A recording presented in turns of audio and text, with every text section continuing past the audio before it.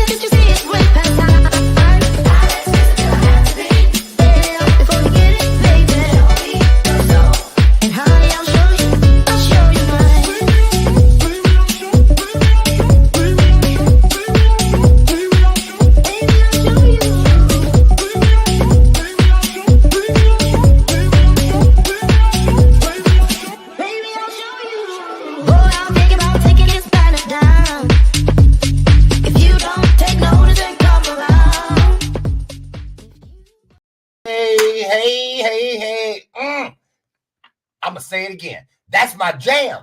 I ain't playing. I ain't like. Listen, it got so good to me up in here this morning. I had my dance lips going. You know those people in your family at the family reunions and stuff. We do, you know, and then when they really think they jamming, they dance lips come out. I ain't kidding. I got an uncle. What he be doing with his lips? I just got so country. Did you hear that? What he be doing? She already done had hers. RuPaul Drag Race. Hey, Ru. Okay, listen, I'm silly.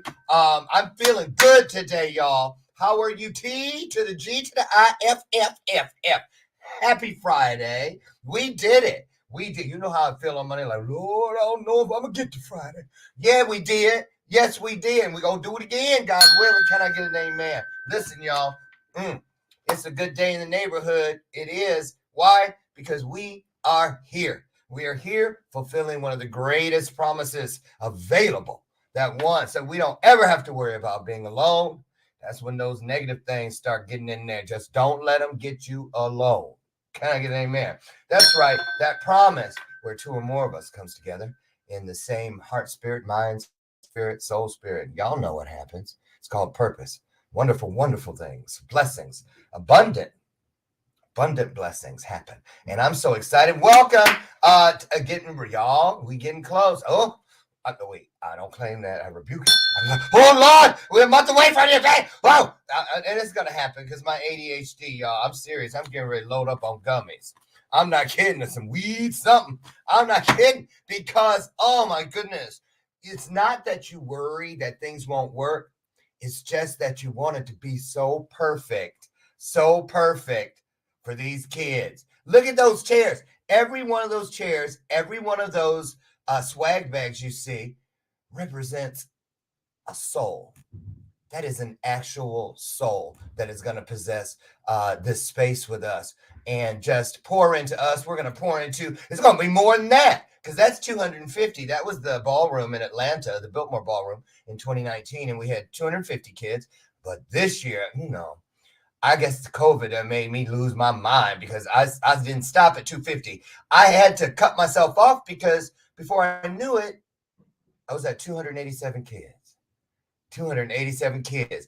And I bet you if something don't do it, but if somebody gonna say, I got 12 more babies. I guess I could sell the car. Okay. The Lord makes a way. What is greater than always makes purpose work on purpose so we can do what we need to do with purpose. Give me an amen. And remember, why are we doing this? Because every single child prays for someone to hold on to. I know I did. Did you? If you did, put it in the comments. I did, and I know you did. And that's what the Power of We Symposium is about, y'all. It's a stone soup story, a modern day stone soup story, an opportunity for any and everyone who has ever felt invisible, ever felt like everybody in the world, including those closest to you, put you on mute. This is for all those people that have been lied on, talked about, dismissed, underestimated. We come together just like in the stone soup story and we bring whatever it is we have. Because what comes out of that kitchen every time we stage a Power of We Symposium is nothing short of a miracle. And we want you there. Sherry McQueen, I love you. You'll be there. Can you drop where they can get their tickets over on Eventbrite? It's going to be a star-studded event. It truly is. That red carpet is going to get ripped. I'm not kidding. Because I know I am. I already got my tuxedo jacket. So did. Last night, the shirt came. And today, the tie comes. And I bought them separate. I got to do that thing with it. That's a little competition we all have. We've been like, okay, we're going to see what you come stepping in. I'm ready for them this year. I want to show y'all. Should I? No. See, that's why don't nobody tell me secrets.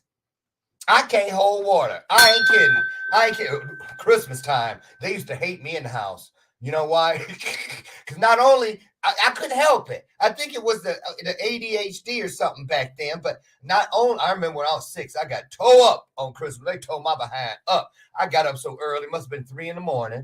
And, there were 6 of us. I didn't know how to really read yet. So anything I saw that looked like an L, I opened it. I got started. I knew it ain't for me. Some dishes. So I kept going. Before I knew it, I had opened up every single present. Boy, when the rest of the family got up, they were standing there going like this. And then all the other kids started crying. That's when they started looking for the belt. Anyway, just wanted to share a little history, a little story. Why? Because it's all about story. And I wanted to bring in what our topic is really about today with my guest, Brandy, the Disconnector. We're going to talk about family dysfunction, right? What is that? I don't know. My family doesn't have it. Girl, please. Yes, and yes. Woo, Lord. Including me. I have my own. I'm going to claim it. But we're going to talk about that and a whole bunch of other good stuff. Plus, wait a minute. Thought I was going to forget. We are all the way up to the last day before the event. We are running our gift card drive. We need gift cards, y'all. We're not giving out those swag bags you saw on the chairs. Because people, it's hard. A lot of people haven't recovered yet from COVID. Hi, Lucy. Lucy's here. Where are you? There she is. Second morning. I got to drink some of this. Excuse me. So What we're doing instead of the swag bags is we are asking all of you and people like you, people that remember when that adult saw you along the way in your journey in those years, those informative years when, you just need that encouragement. And we're asking you to change the life of another kid, a smaller version of the you of today, right? So we're asking for gift cards, Amazon gift cards, Visa gift cards, Panera Bread gift cards, and or Starbucks, because we know those are everywhere, right? In the denominations of $5, $10, $15, $20, and all day long, we're going to have a hype squad that comes out as the kids make the meter move up on the excitement meter. The more they clap, the more they get in, the thing gonna go up. And when it get to that mark, ling, ling, ling, ling, ling, ling, ling, ling, ling, and I'm gonna be just buck wild crazy. You're running around, and then out comes the hype squad. And for all those kids getting up and volunteering, interactive, role playing, asking questions, pouring in, that's what we're gonna do with them. Because I thought about it. One of my little nieces or nephews, I don't remember which one, gave him an extra swag bag. I just told y'all this yesterday, but somebody wasn't here then that's here now. Gave her a swag bag from the last one, had some books and stuff in it, right? A couple of little trinkets and bracelets and stuff. And she looked at me and she's like, this feels just like when Granny gave me clothes for Christmas. I used to say the same thing. Socks for real? What a good stuff. So anyway, that's why we want to give these kids, you wouldn't believe it. A lot of these kids, well, all of them come from some of the toughest areas in the city, but a lot of them are basically raising themselves. No joke. They have to buy their own laundry detergent. They have to buy their own food. They have to buy their own shampoo and toothpaste and things like that. And maybe once in a while, they just want to go to a movie or eat a pizza or something with a friend of theirs, And so we want to help them enjoy this season that is so brief, as we all know, called youth. So, and we want to uplift them. So come on, the address in where you're going to send because I'm claiming it. Hasababaka. That was me speaking in tongues. No way. I don't know how, but if I could, I would have said Hasababaka. Listen, where's the banner? I got to find it. I need to put the address up. Then I'm getting Brandy in here. I should just get her in here. Come on in, Brandy. I ain't even doing the little countdown clock. Hey, Brandy, the Disconnector. I'm looking for the address real quick. There. Mail donations to Power of Wheat 2022, 1695 Smoky Court, Naperville, Illinois, 60563. That's like them car commercials. No, don't do that. Or those pill commercials. That's them sneaking in that stuff that you don't actually supposed to listen to, but that's why they talk so fast. All those adverse events on those. Girl, you so blurred. Don't do that. So blurred. Girl, you blurry. You making me think I'm drunk on a Quaalude. Hey, you might be. Hold on. No, I'm not. Wait. No. What's the day? Friday. No. I don't know what you was up to last night. I don't know what you was up to last night. No, I'm gonna tell you what I was up to. I'm gonna keep it real. Here it is. Where is it? Right here on this paper. This is what I was up to. Figuring out how I'm getting up every day. I got $18,800 to raise. And almost just 30 days to do it. But when I went into Brandy, my two journals from the last 2 Power Weeks, within a week's time, either before I was at almost the exact same number. So that I'm glad I did that, because that's proof that what is greater than me is going to do what it's always done. That's the thing about the truth. It never changes, and it never changes on us. Yeah, that's right. So Brandy, say hello to everybody. I'm glad you're here. We're going to get started. You guys, I'm leaving that donation thing running across the bottom. And tell who right now, before we get going with Brandy, is willing to put it out there in front of God and everybody that you will donate at least one gift card. That could be just $5. Who? Ow! Snap, Brandy got one right there. Is that for real? Is that a real one? Oh yeah. Now I gotta get a few gift cards out of this one gift card, because this one gift card is in an amount that you did not tell me on the screen. So I gotta make it fit the mold of the screen that you gave me. So I gotta break it down into 5 parts. So that means, wait. You said $5, $10, $15, or $20. Oh, you got 25 on there? No, I got 100 on here. Oh, my birthday, 4th of July. Oh, never mind. Sorry, it's for the kids. Forget You know when your birthday is. 4th of July. But Grand Rising, happy Friday, and good morning, y'all. Who are you? I am Brandy the Disconnector. I'm pulling the plug on dysfunction starting in my household first. We all have been through things that we sort of normalized growing up because we didn't know it was kind of out of the ordinary, right? And growing up, once I got older and I got with my husband and I started looking back at everything, I was like, dang, some parts of the family is really jacked up. And that's how I basically became the disconnector because I looked back on it. I was like, well, I've come through a lot. I still got some more work to do. But in realizing that, I started looking around me at people around me that I deal with on a regular basis and realized they had things going on in their lives they needed to learn to disconnect from too. The biggest factor that I found with a lot of people that can't disconnect from the things that aren't serving them, as you say, is the guilt factor. They feel like they're supposed to suck it up and allow people to walk all over them and expect them to go out of their way to assist and help when nobody would do that for them. That's why one of my biggest things is reciprocity. If you're not gonna do for you like I would do for you, do for me like I would do for you. Let me just tell you, you came awfully close to getting 86 out of this club. You know there's a 6-syllable maximum up in here. So reciprocity. Don't go past it. I'm just saying. I'm saying because then I gotta like write it down and put them slashes between it, y'all. ADHD. Anyway, Brandy, you're absolutely right. You're absolutely right. And let's talk about. Let's really let's peel the onion if we could today on that. Because did you what kind of setting did you grow up in? Was it Huxtables? Was it like a lot of the kids who come to the Power We or somewhere in between? What was it like for you? It was Huxtable like, except for I was originally born. Yeah, Huxtable-ish, kind of like Black-ish. But I was born in Germany. But one of my earliest memories is actually Deutsch. Ich spreche ein kleiner Deutsch. Ja. Oh, guten Tag. It is a good day, Lauren. Guten dir bin. Ja, weiß nicht wie guten dir bin. You know what? I can't speak no German. That's from a song we had at the International Medley and Up With People. And I remember the line, Weiß nicht wie guten dir bin. That wasn't even one of my solos. But anyway, now, go ahead. I speak very little German. I understand more than I speak. Now, the interesting thing is, when we came back to the States, I was fluent in German. You were? Well, you were born there. How old were you when you left there?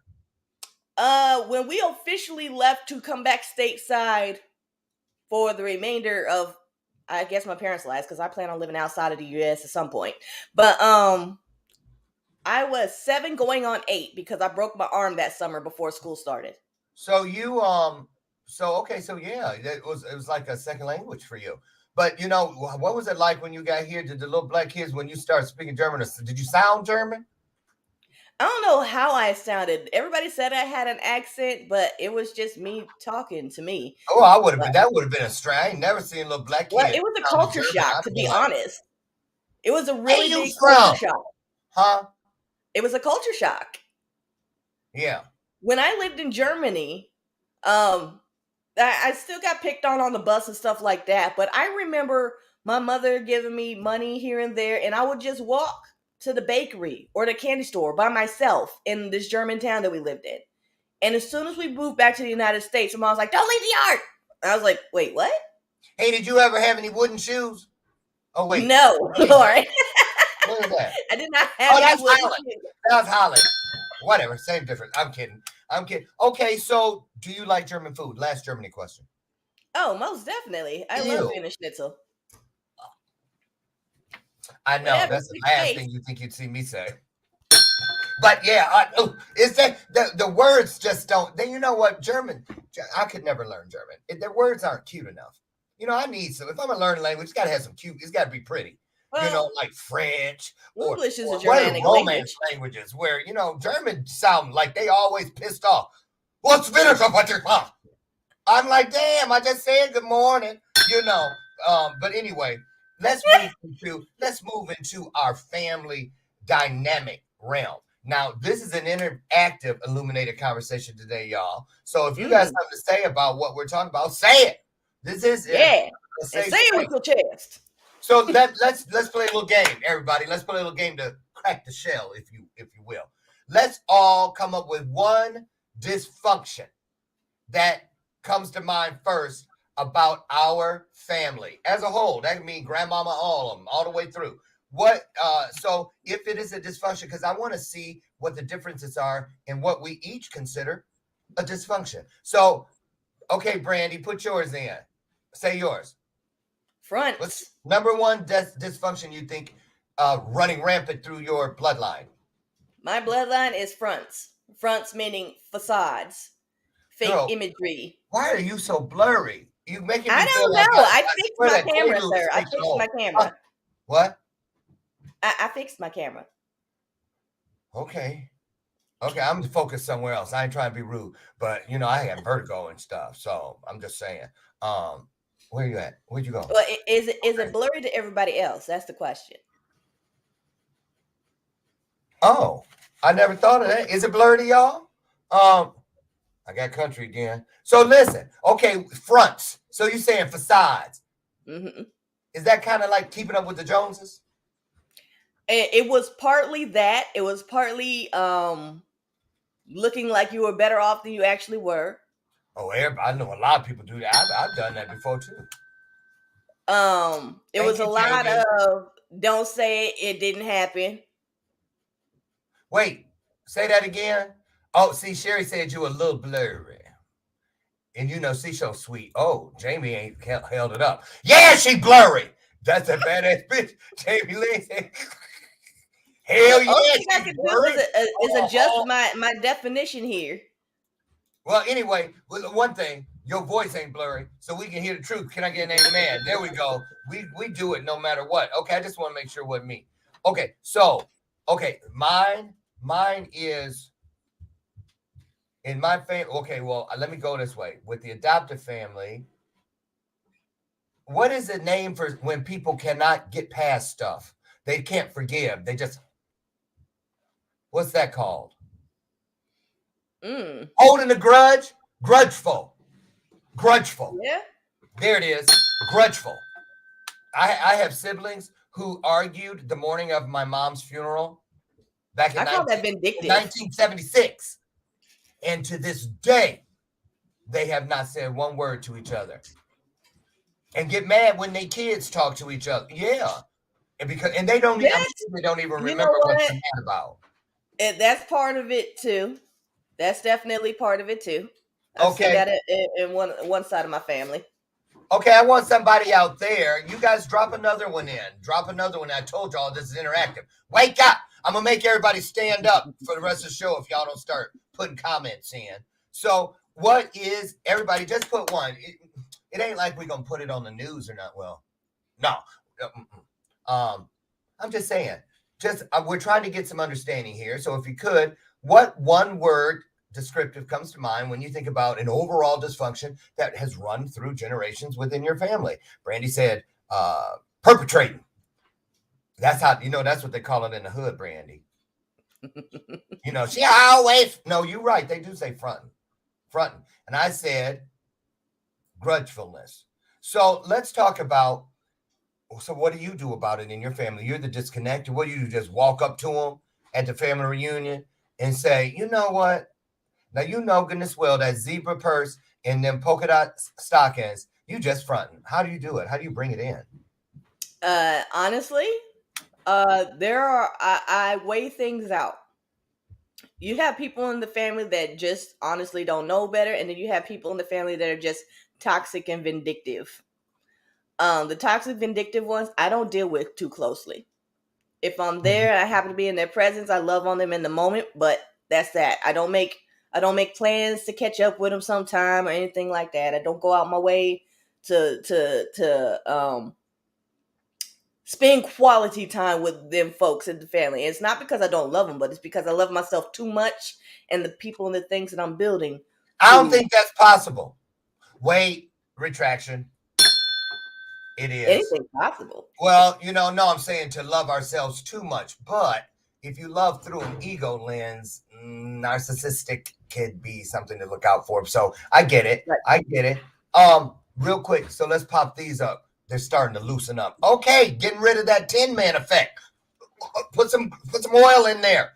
Thank you, Jamie Lynn. Jamie Lane says physical abuse. She got a couple of them. And hoarding. Wow. Wow. Wow. Hoarding. Oh, she got another one. Yelling.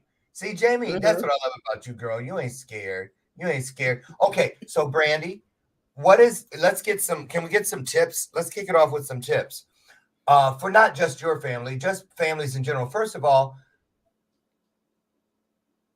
why would someone feel the need to take on such a huge, or what feels like a huge undertaking in trying to affect, or as you put it, disconnect, pulling the plug on some family dysfunction?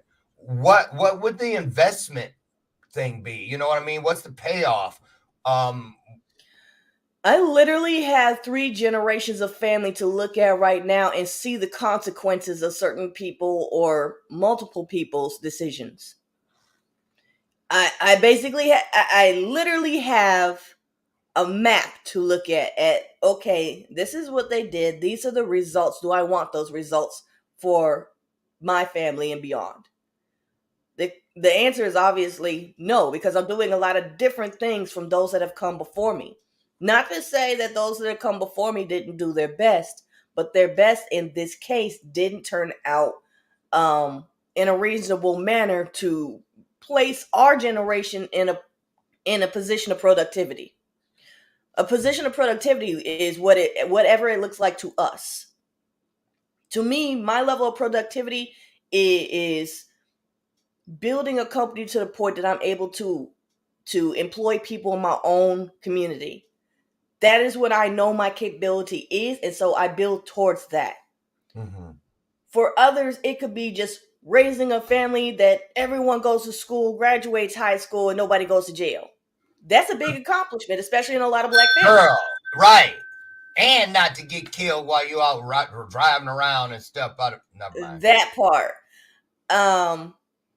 One thing I realized too is like everybody has a family tree, but sometimes the family tree is rotten.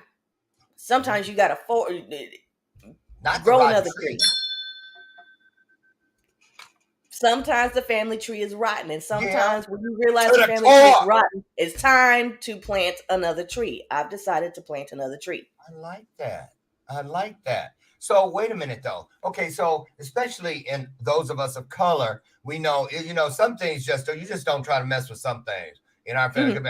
That's how it's always been. It was good enough for my mama. It was good enough for her mama, and it's good enough for me. So if it ain't good enough for you ain't got to be up in here. You know how they go. Right. So let's talk about that. Our elders. My mother was transparent enough to say. Wait, I ain't finished. I'm just saying, because I want you to take this part. Our elders. Now, I love all of the matriarchs and patriarchs in my family. I love them. I done fell in. I'm one of them now, too. Oh, but you know what? But I do love that role. And the kids look up to me, I think they act like they do. But I mean, out of respect, sometimes we have a loyalty to something that is not really serving us or the family, but out of respect, we keep our mouths shut or we turn a blind eye, whatever. What about in situations like those? I used to turn a blind eye, and I was raised to respect my elders. But again, my husband is like, you give respect to people that give you respect. There are those people that we encounter that they don't mean us any harm, but they pick at us slowly but surely if we stay in their presence long enough for them to do it. You're never good enough because they project on us, especially our generation. I would say those people in their late 60s and beyond currently, a good portion of people that I interact with are absolutely amazing, but you get that small portion that say, well, if I were you, I'd do this, or if I were you, I'd do that. And I listen, but I also say, okay, if you were me, you do this, you do that. But what are the results of your life showing me? if I look at you and you're in your late 60s, going into your 70s, you still can't make ends meet. None of your kids deal with you. Maybe you still have a job. Maybe you're riding around in a car that doesn't work very well. I'm going to say, I respect your information and thank you for your input. Mm-hmm. And I'm not going to say straight to their face, I'm not listening to what you got to say, because the results of what you just said shows me you don't know what you're talking about. Because if you did, you would have applied it to your own life. Okay. And there's a certain Okay. stage. Okay. And there's a certain stage that some people stop learning. Okay, I'm tracking. However, let's go here. Generational curses, because I have a client, Coach Chuck, who speaks about generational curses. And the more I hear it, the more I have trouble with it. Well, I'm just saying, curses. I think it sends the wrong message. Makes people think, well, ain't nothing we can do about it. It's just our curse, But really, is it generational curses, or is it more just doggone downright bad habits? I call it destructive family cycles. Say that again. Destructive family cycles. I like that. Because a cycle can be broken. Yes. Destruction can be repaired. A curse acts like it just came out of nowhere, and therefore we can't physically put our hands on it and shift it. But why do we just automatically uphold those things that we know does not make sense? It's dated. It doesn't fit into. That's why I keep myself around young people, because they remind me that when I try to say stuff to them about what they're doing, I have to be willing to understand that they're not living in the same world I was at that age. Mm-hmm. You see, I mean, I wasn't, I still can't do all this texting stuff. They started doing that stuff in the womb, most of them. And so, I'm gonna say something. How do you feel about that kind of thing? I'm gonna say something controversial. The Bible has destroyed as many people as it has saved. I'm glad you ain't sitting next to me in case that lightning bolt. Oh, I'm just saying. I'm kidding. Oh no! When you're reading the Bible, when you have that relationship with God, and you're reading the Bible, you can tell the parts of the Bible that have been tampered with. That's why it's called King James's Version. A version means people have taken things out that they felt shouldn't be in there and added stuff in that they thought was missing. So you both let truth lead the way. And that's why I was taught that the Bible is God's word, period. But as I have grown in my relationship with Christ, I have realized that the Bible, though well-intentioned, has been tampered with. But when you read the Bible with that Holy Spirit on you, you can tell which parts have been touched. It's just like we've all been taught, thou shalt not kill. The original wording of that was, thou shalt not murder, meaning you shouldn't go out of your way to kill somebody. So if you're put in a situation in which you got to fight for your life, that God has blessed you with, He wants you to fight. That's personal defense, yes. Right. I believe He wants you to fight for the life that you have been blessed with. If you lose, you lose, but fight for it at least. Well, according to you, you never lose. I learned. You either win or you learn. I love that shirt. I know how purposeful you are, so I know you picked over a few before you decided on that one. Why did you? I actually put my hand on this shirt first. I was like, hey, I like that one today. What's that shirt mean to you? It's the process that has led me to here. I used to have that victim mindset. I used to have that victim mindset till about the age of about 30. And once I got past that victim mindset, I realized I could look at something as being unfair, or I can look at something and learn from it so that I can either avoid it or address it differently until I learn how to deal with the situation, or just move differently. There's so many things you could do based on different situations all of us encounter, and many of us encounter more than once. It's just like a couple of weeks ago, I had like a massive meltdown. Oh, I was just writing something down to leave. Okay, go ahead. And there was just a lot going on because I was reminded of the dysfunction of one of the sides of the family because my grandfather recently passed away, probably about a month ago now. Okay, sorry. And I went out there to say goodbye to him. But it was just a drag on the soul to see how much things have changed, but they haven't changed. It's like my aunts and my uncles, when we were younger, they used to put up a front. We used to have family get-togethers, barbecues. We used to go to grandma's house at Thanksgiving and Christmas and things like that. And it's like once the cousins and I got old enough, the whole facade just dropped. And I think it was a trigger. It was a trigger because it got really bad when it initially got bad when my mother left.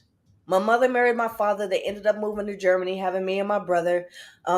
We ended up coming back to Arkansas for a short period of time, but then we lived in Germany for another few years. And when we came back stateside, the very first person that I remember meeting, because we didn't come directly to Colorado.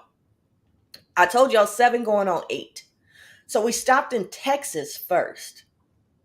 And I had a bombshell dropped on me, y'all. I met my great grandmother Jerry while we were in Texas. And we ended up in front of a Kmart looking in bushes. And I'm like, Mom, what are we doing? She said, we're looking for your grandfather. I said, my grandfather's in Colorado. What do you mean? That's when I found out my biological grandfather existed. Her biological father existed. Mm-hmm. I did not know what that meant, but her father had abandoned the family when they were like 7. She was 7. Mm-hmm. My aunt might have been 8, somewhere around that age group, I want to say. And from what I understand, his only responsibility to the family at that point in time was like $16 a month. But he ended up being an addict and homeless somewhere in the bushes of Texas, and I had no idea. And that happens a lot in our families, and it does. Right. Someone has a mental health issue, an addiction. It was a combination of the three because from what I understand, my biological grandfather was involved in the Korean War. And when he got back, he just never was the same. Yeah. We've got some of that too. We do. Now, let's turn a corner real quick. And if we could talk about, because you've made it plain, you're very transparent about this, the relationship between you and your mother.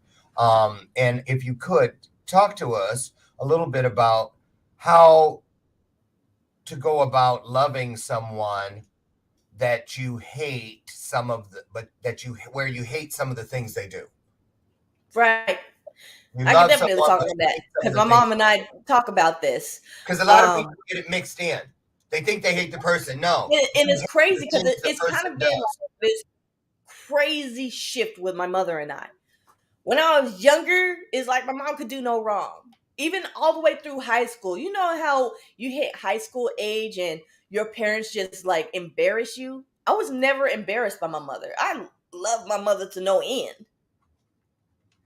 Because I didn't know what I didn't know at the time. But as my eyes were opened up to the dysfunction that has actually been a part of that side of the family for a very long time, I realized there were some things I was taught incorrectly. Like I was taught to steal change from my dad, and that seems small, but when you understand the full impact of that and what it could have turned into instead, then you're like, why would you teach me something like that? And then I look back further. When we lived in Germany, I remember my mother would play the slot machines. And I don't know where we were, but there were like video games. And my mom would be gambling and smoking and probably drinking. And my brother and I would be pretending to play the games while she was just she wasn't coming out. Zoned out. She wasn't. But that was her coping mechanism. I didn't know what was going on at the time, but that was her way to cope with the depression. Hello, I'm here. I'm still stuck on pretending to play the game. So you're saying she wouldn't come off any quarters? Mm-mm. Okay. So, okay, that was a kid. That was the kids. That was back then. But what about now? You're an adult. She's older. That transition, I hear you talking about that a lot in your day-to-day journey about, Mm-hmm. and a lot of us are dealing with this, not me personally. Well, I am because my husband's parents are aging. And so that's what we're talking about. A lot of things when people that we love start getting older, we feel that we should become more tolerant because they're in that season, that golden time. And then here comes the one that always comes rolling down the middle of the field like a steamroller, which is they're set in their ways. They're not going to change. They're old. Let them be. Talk about how you deal. What's that conversation sound like when you're having a meltdown, but you understand what you understand? You know what I'm saying?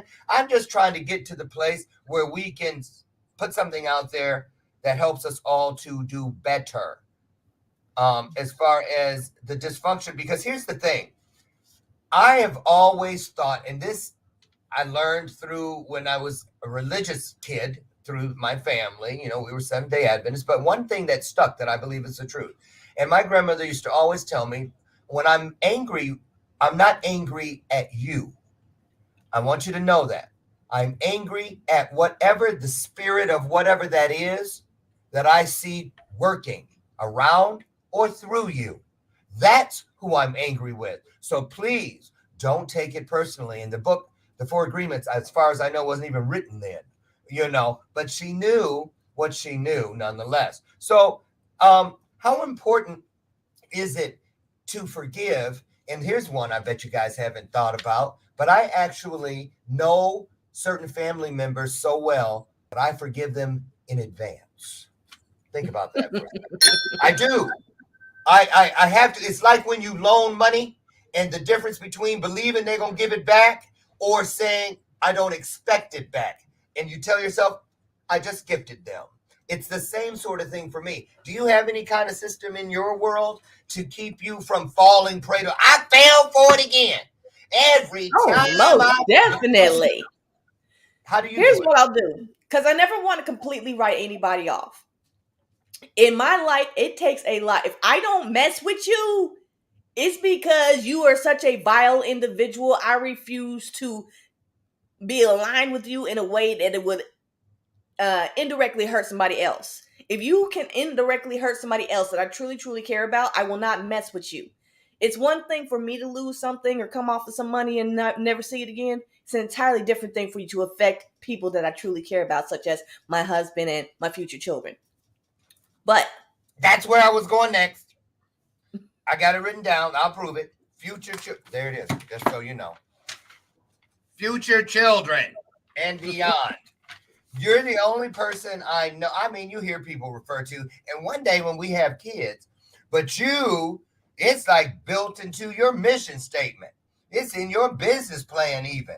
And I'm literally that, and talk about that, how you have this broom that you go and sweep around that edifice, which is your life, your house, and the house of your future children. You make sure all those cobwebs or crumbs or whatever it is that doesn't serve you are swept to the center so you can keep an eye on them. So talk about why is that so important to you to get some of this work done on that side before you start building your legacy through your own children over on this side?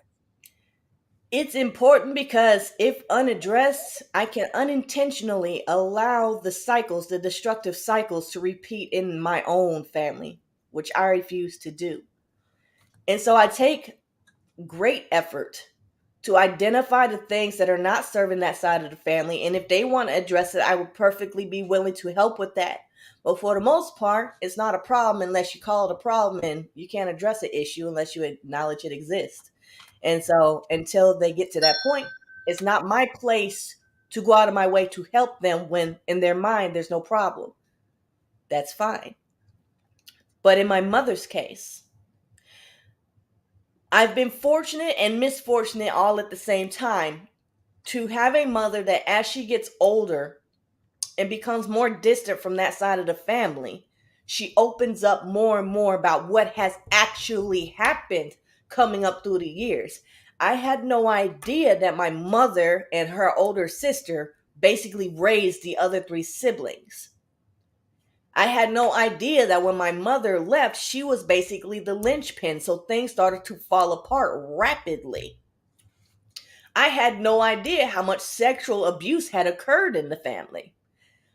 And as she opened up about these things, I knew the reason why she was opening up was because God needed me to understand these things in order to understand how to identify the things that can help me prevent it on my side of things. I don't Absolutely. need to be hyper vigilant. I just need to trust my instincts. The instincts that my husband has taught me, the instincts that my father has taught me, the instincts my mother has taught me. She might have taught me some messed up things, but she's taught me some amazing things Of too. course. It's never about just one thing. Never. Never about just one thing. So what about and I'm glad you mentioned that thing about the sexual abuse, because my next corner to turn was involving the tie-in of dysfunction to family secrets. I believe family secrets serve as the fuel in many cases that we fill the tank up that the family dynamic rides within, if that makes sense. Vehicle that keeps moving down that road of purpose. And family secrets, especially those of us that are of color, I know, what go on in this house, stay in this house. You better not be out in the streets telling our business, all of that. And so talk about, did it help to learn the thing about the sexual abuse? Like now that makes sense, because now I can see why somebody would have this mental illness, or why this person would be so dysfunctional, or why, or most definitely. did it help? Did it not help, but did it contribute to more fracture within the family dynamic? It did both. Because you got that part of the family who's like, that never happened, we don't talk about that never happened. But here's the issue. I have this aunt in particular that if I never see her again in life, I'm okay with that. It's multiple levels of things. My cousins were put in a position that they didn't need to be put in because of the guise of going to set up a new life over here and I'll be back. That situation I had no idea about. But that scenario basically allowed my cousins to be in a position that they were sexually abused. Yeah. That sexual abuse got passed down to other cousins because they didn't know how to process that, so they reenacted that. If she, as their mother, wouldn't have made that decision, they wouldn't have been in the position that they were sexually abused and therefore sometimes sexually abuse other people. I'm not going to name names because that doesn't matter. Right, it doesn't. The situation matters. The fact that it could have been prevented had you not been a selfish individual matters. And that selfishness didn't stop. She never grew out of the selfishness. The selfishness is still there. And the level of selfish that she is dangerous. And therefore, I will not even remotely entertain this particular person. I saw it for myself. And it was the very first time that my convictions became so strong about what comes first. Priorities are the things that will build the steps to wherever it is you're seeking to go in life. She was my first test of how convicted I am about certain priorities. Right. And she was the first person that I've ever come get her, otherwise the police are going to come get her. Get her out of her. Where are you at with the forgiveness piece, wherein it pertains to this? I'm not mad anymore. I didn't ask about anger. I asked about anger is I told you before. Anger drives me. Okay, but I'm asking about forgiveness. The forgiveness is done. I'm not mad, angry, or tied to that person in a way. I have forgiven her, yes. Okay. I only had to reach down your throat and pull it out. But okay, are you sure about that? Oh, I'm absolutely sure about that because she was on the phone with my mom about this time last year because one of my aunts had a stroke. And I realized, like, I don't wish her any harm.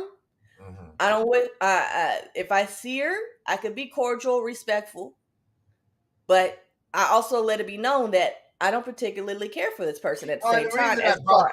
The reason I brought that up like that and pushed a little bit is because, one of the most detrimental / dangerous mindsets that I ever encountered along this almost 60-year journey was a false sense of forgiving, where I really didn't whitewash the experience and paint it into the beautiful mural, which is purpose, but I conveniently would file it in like a recipe box, waiting for anything along my journey. Didn't even have to have anything to do with that person or that situation, but that could be 40 years later.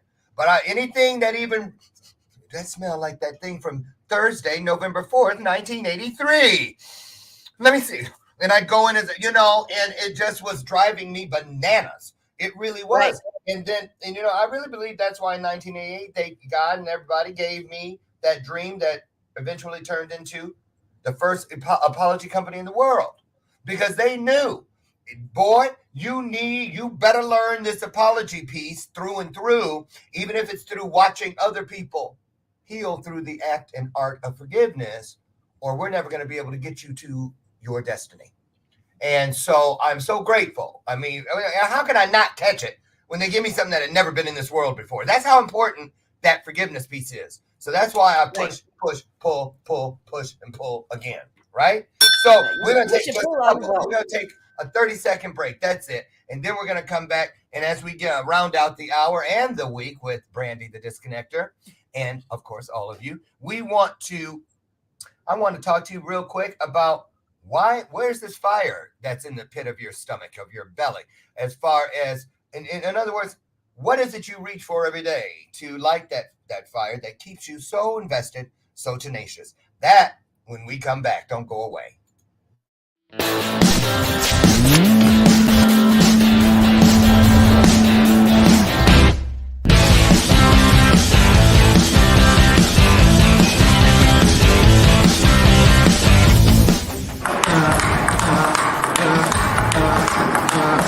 April 20th, Chicago, Stand Mashing, Power Week. I'll be there and xoxo you.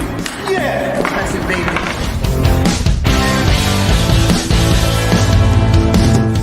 Hey guys, my name is Wally Green from New York City. We have an amazing event at the Stand Mansion in Chicago. It is called The Power of We, run by my man, my boy, Mr. Lauren Harris.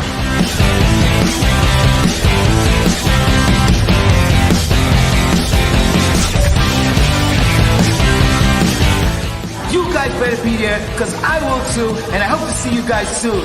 Peace!